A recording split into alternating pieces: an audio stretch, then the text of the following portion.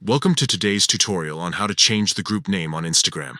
Whether you're looking to refresh your group chat or simply want a more fitting name, this process is quick and easy.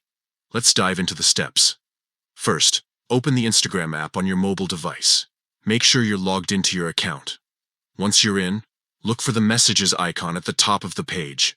It looks like a paper airplane and will take you to your direct messages. Next, scroll through your messages to find the group you want to rename. This could be a group chat with friends, family, or colleagues. Once you locate it, tap on the conversation to open it. Now that you're in the group chat, click on the name of the group at the top of the screen. This will take you to a settings menu where you can make changes. Look for the option that says Change Name and Image.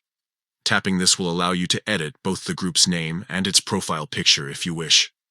Here's where the fun part begins. You can now change the name of your group to whatever you like.